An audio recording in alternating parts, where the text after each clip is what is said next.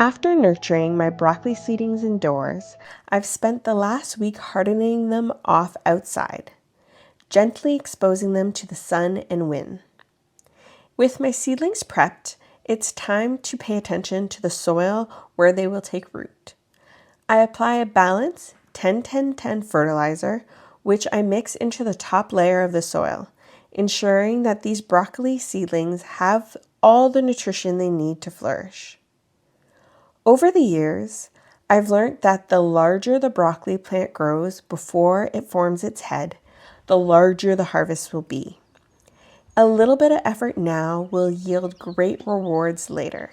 With the soil prepped and ready, I begin to arrange my broccoli in neat rows in an off-center pattern. This method not only optimizes the space in my garden, but also ensures that each plant has room to grow without competing for resources. Since I'll be harvesting the heads by hand, I don't worry about machinery, allowing me to include extra plants without a second thought. My planting area spans about 60 square feet, with 38 broccoli plants in the mix. That's just over 1.5 feet of space for each plant. I found that broccoli truly benefits from more than just 1 foot of breathing room, and this spacing allows both for ample growth and efficient use of my garden space. Broccoli stands out as one of my family's all-time favorite vegetables for dinner. We appreciate its incredible versatility. It can be enjoyed raw in crisp salads, roasted to perfection as a savory side dish, or in our favorite dish, beef and broccoli. Last year marked a turning point for me in my broccoli growing journey. After years of frustration and little success with growing broccoli, I finally harvested full-size heads for the first time.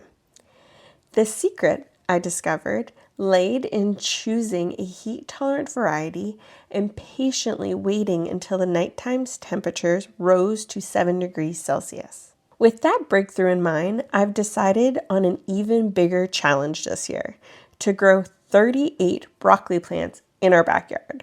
I'm Amy, the Nourishing Gardener. This year, I have a goal of growing 650 pounds of food from my small urban gardens. With my little helper by my side, we begin the exciting task of planting the broccoli. We chatted about how plants use their roots to absorb essential nutrients. I emphasized the importance of being gentle with the roots during planting to avoid any harm. His enthusiasm was infectious. He diligently followed my instructions, and I couldn't be prouder of his hard work. It's truly remarkable how much more willing he is to try new foods when he is part of the growing process. There's something magical about watching his understanding deepen and his connection to the garden strengthen as he interacts with it in ways that mirror my own. To plant the broccoli, we dug holes just a bit deeper than the root balls. Then I removed any lower leaves that might rest against the soil, as those would attract unwanted slugs. Slowly, I placed the root balls into their new home, covering them with soil and firmly packing it around the roots. I like to plant my broccoli a little bit deeper, giving the stems extra stability in the unpredictable spring winds and rains. The challenge of insect pressure is a significant issue for anyone growing members of the broccoli family, also known as brassicas. Among these pests, the cabbage moth is the one I encounter the most frequently.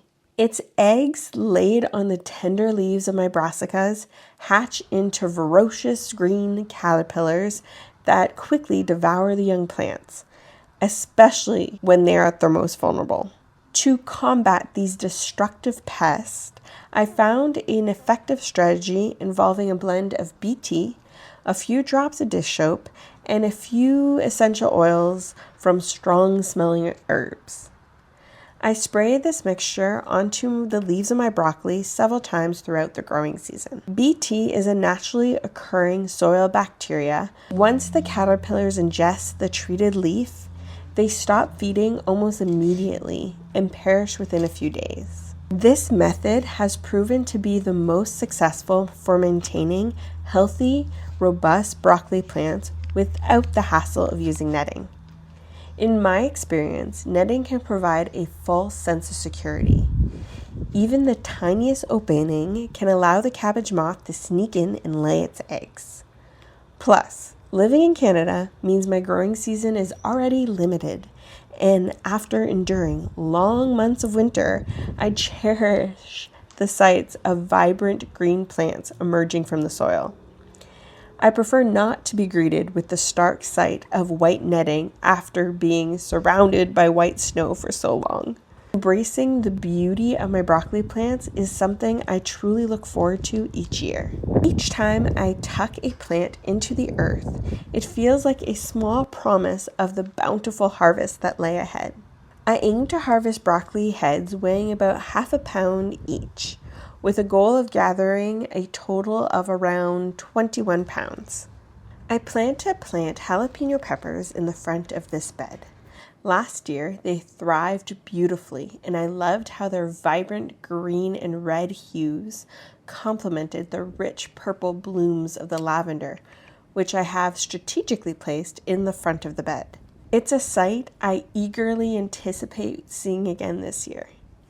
However, jalapenos love warm temperatures, and we don't have consistently warm nights for a few weeks. Rather than letting the space sit empty and inviting weeds, I decided to try something new, kohlrabi. I've never grown it before, but the seed packet indicated that it's quick to mature, making it an ideal choice for a fast crop while I wait for the temperatures to rise enough for the peppers. As you can see, the pepper plants were very happy last year. I'm still running into their old root balls while planting the kohlrabi. To organize my planting, I've placed black poles where I plan to set out the jalapeno peppers. My intention is to plant the kohlrabi in between these poles. This way, if the kohlrabi takes an extra week or two to mature after the weather has warmed up, I can still put the jalapenos in the gaps in between the finishing kohlrabi. It's a bit of gardening ingenuity that I'm excited to try. If you enjoy kohlrabi, be sure to comment on your favorite way to prepare it. I'm planting broccolini in the front of the garden bed on the other side of my arch trellis. I've come to see broccolini as the perfect replacement for asparagus in my small garden. With its long, slender stems that resemble asparagus, topped with delicate broccoli-like florets, broccolini truly offers the best of both worlds. My husband likes to say that broccolini is a delightful cross between our two favorite green vegetables, broccoli and asparagus. While broccolini isn't a miniature plant, it grows to a similar size to broccoli.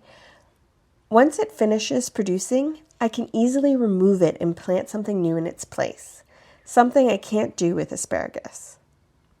Another advantage to broccolini is that it matures a bit earlier in the season than traditional broccoli.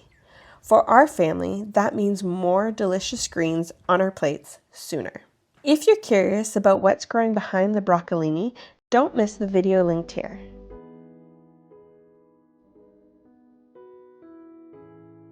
As always, I'm dedicating time to thoroughly water all the newly planted seedlings, ensuring they get the best start possible. I'm excited to see how my garden evolves and what I'll be able to harvest from my small space. Thank you, and I'll see you in the next one.